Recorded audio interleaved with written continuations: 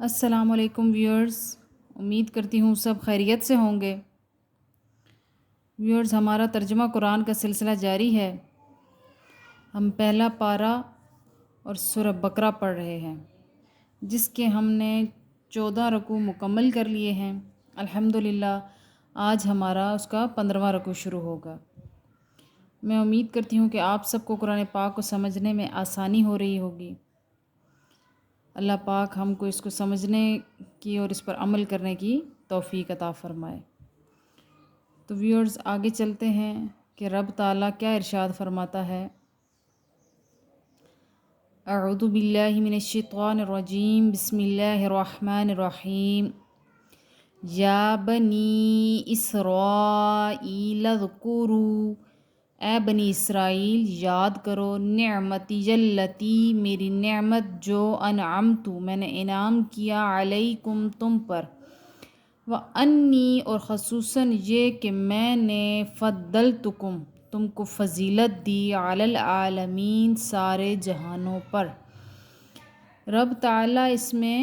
بنی اسرائیل کے اس انعام کی بات کر رہا ہے کہ رب تعالیٰ فرماتا ہے کہ اس نعمت کو یاد کرو کہ میں نے تمام جہانوں پر تم کو فضیلت دی۔ واتقوا اور ڈرو، یومن اس دن سے، لا تجزی نہ بدلہ دے سکے گا، نفسن کوئی بھی شخص، عن نفسن کسی شخص کا،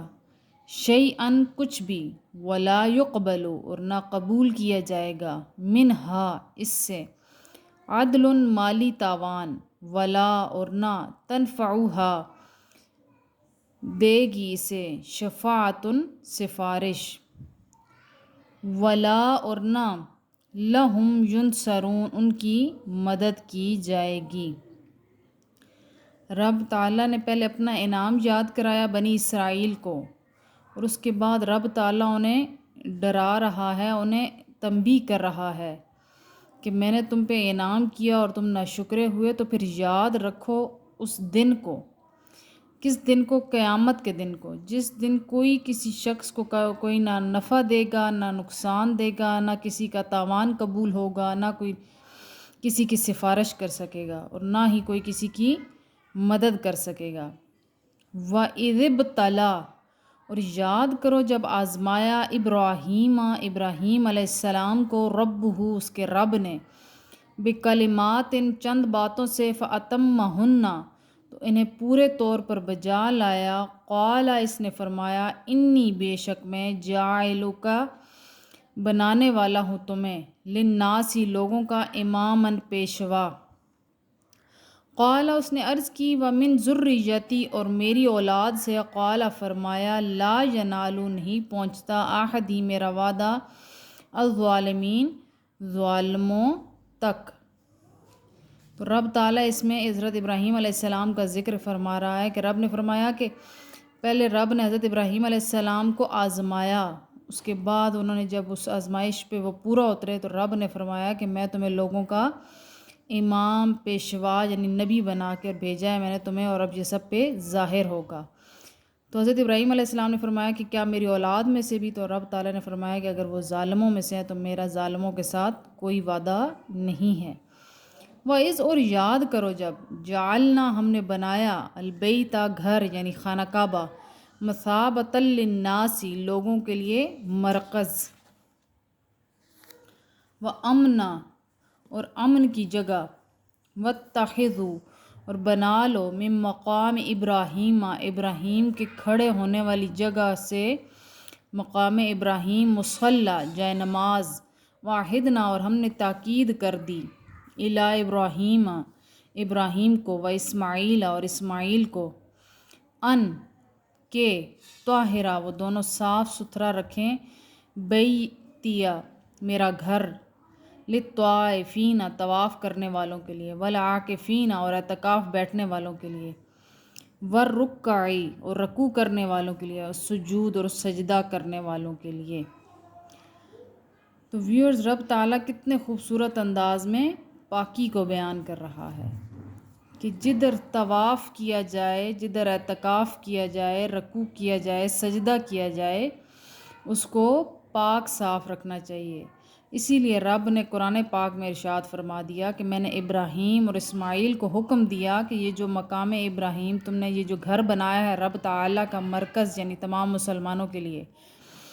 تم اس کو پاک صاف رکھو۔ وَإِذْ اور یاد کرو، قال عرض کی ابراہیم و ابراہیم نے، ربی اے میرے رب، اجعل اے میرے رب بنا دے، ھذا بلدن یہ شہر،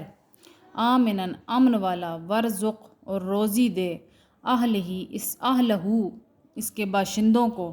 من الثمرات پھلوں سے، من جو آمنا ایمان لایا، منہم ان میں سے، باللہ اللہ تعالیٰ پر، الیوم الآخر روز قیامت پر، والیوم الآخر روز قیامت پر،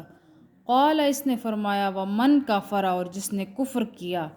فَأُمَتِّعُهُ اسے فائدہ اٹھانے دوں گا، قلیلاً تھوڑا چند روز کا، ثم پھر اضطرہ مجبور کروں گا اسے، الی عذاب النار دوزخ کے عذاب کی طرف، وبئس المصیر اور وہ بہت ہی برا ٹھکانہ ہے۔ اس میں حضرت ابراہیم علیہ السلام کی دعا کا ذکر ہے کہ حضرت ابراہیم علیہ السلام نے رب تعالیٰ سے عرض کی کہ اے اللہ اس شہر کو امن والا بنا دے اور اس کے باشندوں کو طرح طرح کے پھلوں سے روزی عطا فرما۔ تو ان میں سے جو ایمان لائے اللہ تعالیٰ پر روز قیامت پر، اللہ تعالیٰ نے فرمایا کہ جس نے کفر کیا وہ تھوڑے دن ہی فائدہ اٹھا سکے گا، پھر آخر کار اس کو جہنم کے عذاب کی طرف جانا ہے جو کہ بہت ہی برا ٹھکانہ ہے۔ وَإِذْ اور یاد کرو جب، یرفع اٹھا رہا تھا، ابراہیم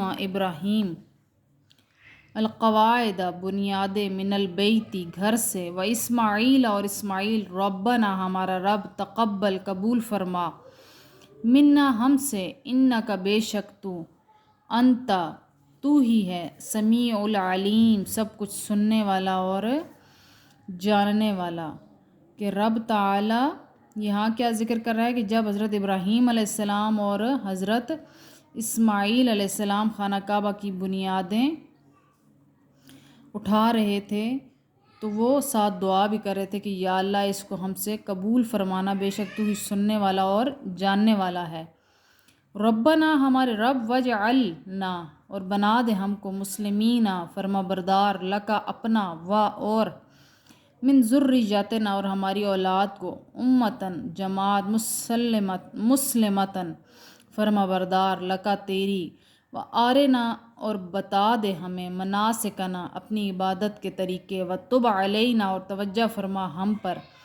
انکا بے شک تو، انتا تو ہی ہے، التواب الرحیم توبہ قبول کرنے والا اور رحم فرمانے والا۔ قربان جائیں رب کے انداز بیاں پر، کس کس لفظ کی تعریف کریں کہ رب تعالیٰ کس طرح سے دعا کرنے کا انداز بھی ہمیں سکھاتا ہے کہ کس طرح حضرت ابراہیم علیہ السلام اور حضرت اسماعیل علیہ السلام